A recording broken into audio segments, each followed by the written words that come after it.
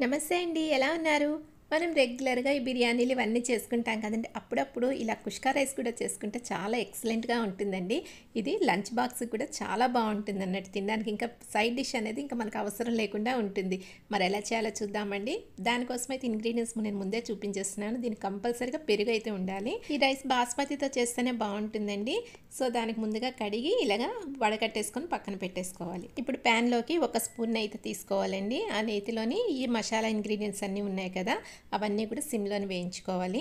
తర్వాత మనం ఇక్కడ షాజీరా వేసామండి. షాజీరాతో పాటుగా జీలకర్ర కూడా కొంచెం వేసుకోవాలి. అప్పుడే బావుంటుంది. ఇది లైట్‌గా వేగిన తర్వాత ఇందులోకి మన జీడిపప్పులు కూడా ఇప్పుడే వేసుకొని వేయించేసుకుంటున్నామండి. ఇవన్నీ కూడా ముందే తీసేస్తామన్నట్టు వేయించుకొని పక్కకు తీసేసుకుంటాం. అయితే డైరెక్ట్‌గా ఇందులో కూడా చేసేయొచ్చు. కానీ ఏంటంటే ఇలా తీస్తే మనకి బావుంటుంది అందుకని. తర్వాత ఒక స్పూన్ ఆయిల్ వేసుకొని సన్నగా కట్ చేసిన ఉల్లిపాయ ముక్కలు కొంచెం దోరగా వేయించుకోవాలండి. అప్పుడే పచ్చిమిరపకాయలు కూడా వేసుకొని వేయించేసుకుంటే సరిపోతుంది.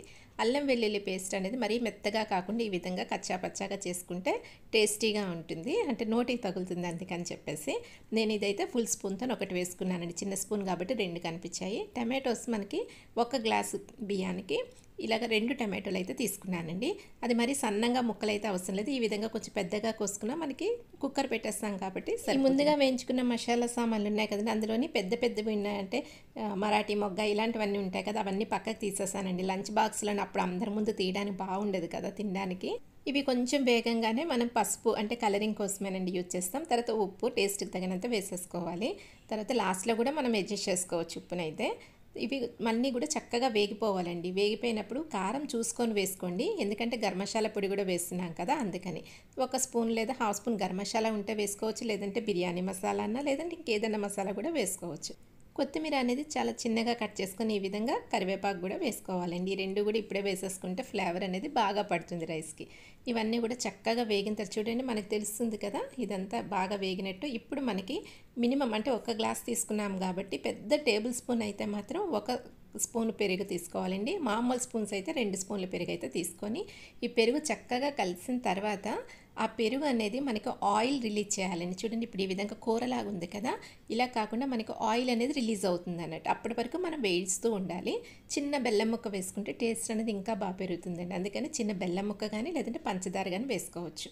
మనకి చూడండి ఆయిల్ రిలీజ్ అయిపోయింది కదా, ఈ టైంలోని మనం పెట్టుకున్నాం కదా బియ్యం, ఆ బియ్యాన్ని ఇందులో వేసుకొని ఫ్రై చేసుకోవాలండి. ఒక 2 to 3 మినిట్స్ అన్న ఫ్రై చేయాలి. అంటే ఈ మనకి టమాటోస్ ఏదైతే వాటర్ లాగా ఉంటుంది కదా కొంచెం, అది మొత్తం డ్రై అయ్యేంత వరకు ఈ బియ్యం అందులో వేసి ఫ్రై చేయాలి. ఈ విధంగా మొత్తం కలిపేసుకున్న తర్వాత నేనైతే ఒక ప్లేట్ అయితే మూత పెట్టేసుకుంటానండి. ఆ వేడికి మనకి ఆ వాటర్ ఏదైతే ఉందో అదంతా ఎవాపరేట్ అయిపోతుంది. అందుకని కుక్కర్ది మనం విజిల్ పెట్టకుండా జస్ట్ ఇలా పైన పెట్టేసి వదిలేస్తాను అన్నట్టు. ఒక 2 to 3 మినిట్స్ చూడండి డ్రై అయిపోయింది కదా, ఇప్పుడు మనకి పర్ఫెక్ట్గా ఉంటుంది అన్నట్టు. అంటే రైస్ మనకి చక్కగా పొడి పొడిగా వస్తుంది. అది ముందే వేసేసామనుకోండి ముద్ద అయిపోతుంది. అదొక్కటి చూసుకోవాలి. ఎంత బియ్యం తీసుకున్నామో అంత వాటర్ పోసుకుంటే సరిపోతుందండి. కొంచెం మెత్త కావాల్సిన అనుకున్న వాళ్ళు ఒక పావు గ్లాస్ పోసుకుంటే సరిపోతుంది. బట్ నేనైతే 1:1 వేస్తానండి దీనికైతే. అంటే బాస్మతి రైస్ ఎప్పుడైతే కడిగి మనం డ్రై చేసి అంటే వాటర్ తీసేస్తాం కదా, అప్పుడు 1:1 రేషియోనే వేస్తాము. నార్మల్ రైస్ మాత్రం 1:2 అయితే వేసుకోవాలండి. ఇప్పుడు అంతా రెడీ అయిపోయింది కదా, నాకు ఉప్పు అయితే కొంచెం తక్కువ అనిపించిందండి, అందుకని ఇప్పుడే అడ్జస్ట్ చేసుకున్నాను. ఇక్కడ మీకు పెరుగు అంటే పులుపు అది సరిపోలేనట్టు అనిపిస్తే ఇక్కడ కొంచెం యాడ్ చేసుకోవచ్చు అండి. పెరుగు బదులుగా నిమ్మకాయ రసం అయితే యాడ్ చేసుకోవాలండి. ఇప్పుడు పెరుగు యాడ్ చేస్తే అంత బాగుండదు. విజిల్ అయితే ఒక్క విజిల్ వస్తే సరిపోతుందండి. 2 విజిల్స్ అయితే మెత్తగా అయిపోతుంది. మనకి ఈ అన్నం పొడి పొడిగా రావాలి కదా, అందుకని చెప్పి ఒక్క విజిల్తోనే మనకు సరిపోతుంది. లేదు బియ్యం నానబెట్టలేదంటే మాత్రం 2 విజిల్స్ పెట్టుకోవాలండి. సో అది మనకి డిపెండ్ అయి ఉంటుంది అన్నట్టు. బియ్యం ముందే నానబెట్టుకునే దానికి లేని దానికి తేడా.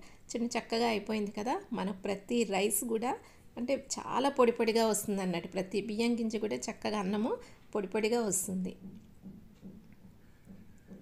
ఇంతేనండి, మన కుష్కా రైస్ అయితే రెడీ అయిపోయింది. దీని మీద కొంచెం కావాల్సిన వాళ్ళు నెయ్యి వేసుకుంటే చాలా బాగుంటుంది టేస్టీగా.